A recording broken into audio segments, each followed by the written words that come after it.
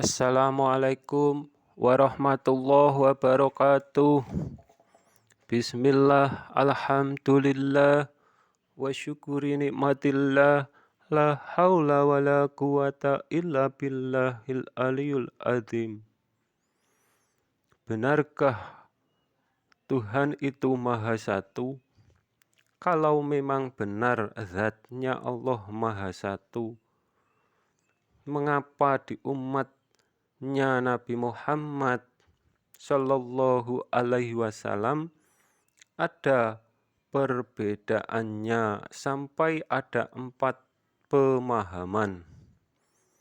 Memahami zatnya yang Maha Satu, zatnya Allah Subhanahu wa Ta'ala satu hakiki yang tidak dapat dibagi-bagi atau setengah ditambah setengah menjadi satu atau seperempat dikalikan 4 menjadi satu. Zatnya yang Maha Satu bukan bilangan. Penyebab berselisihnya pemahaman disebabkan satu, karena tidak mau bersanad dalam keilmuan tauhidnya. 2.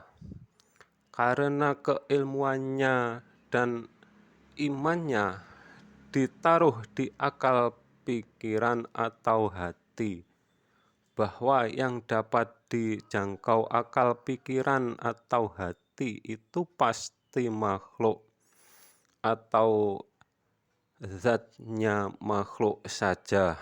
3.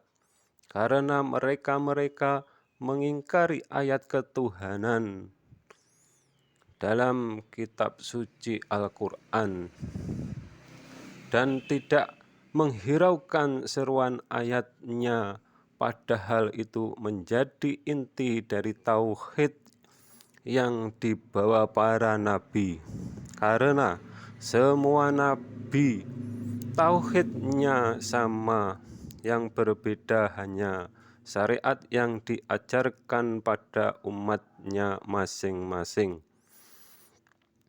Dan memang hukum syariat dapat berubah sewaktu-waktu dalam situasi dan kondisi yang memang benar-benar dapat berubah sesuatu hal itu. Akan tetapi jangan sampai mengingkari sendiri apa yang menjadi kepercayaan yang ada pada diri kalian sendiri. Contohnya, bila kalian menghukumi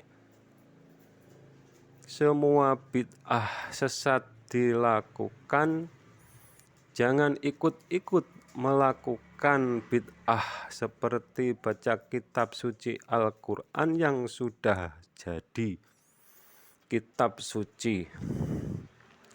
Cari yang masih lembaran atau ayat, atau yang masih ayat per ayat, karena yang sudah jadi kitab suci itu bid'ah wajib yang dilakukan para sahabat Nabi Muhammad Sallallahu Alaihi Wasallam. Dan pegang erat-erat kepercayaan kalian itu. 4 perbedaan zatnya Allah Subhanahu wa Ta'ala dalam pemahamannya, karena mereka tidak menyelisihi semua ayat ketuhanan, dan yang dituhankan tidak ada yang menyelisihi sama sekali dari keseluruhan 99 asmanya, zatnya yang dinamai Allah Subhanahu wa Ta'ala. Keseluruhannya maha sempurna. 2. Karena yang hanya mengandalkan ibadah ritual, dan dalam ritualnya mereka masuk dalam dimensi yang berbeda. Dalam istilah tasawuf mungkin disebut alam malakut. Alam yang serba putih dalam ilmu psikolog disebut masuk ruang bawah sadar kita. Dan mereka-mereka mengimani bahwa disitulah titik ma'rifatnya, dan ini menyelisihi sifat-sifat zatnya Allah Subhanahu wa Ta'ala. 3. Mereka-mereka yang memahami satu sisi ayat dan mengingkari sisi ayat yang lain, mereka hanya memahami ayat yang menunjukkan keberadaan Tuhan di atas,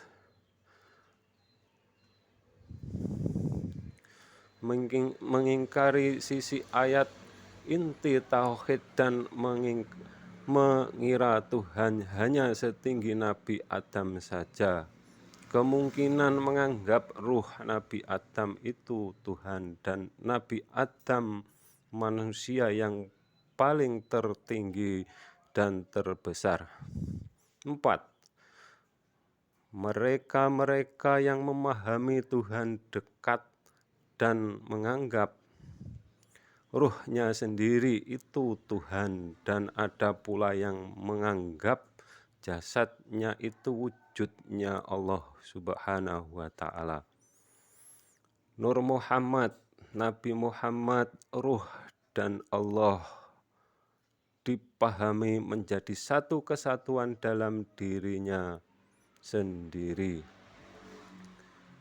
Dajjal memang belum muncul, akan tetapi tauhidnya sudah menyebar di mana-mana. Orang-orang yang beriman bertahan hidup hanya dengan membaca kalimat tauhid, dan anehnya mereka bilang apalah, apalah, dan apalah. Wassalam.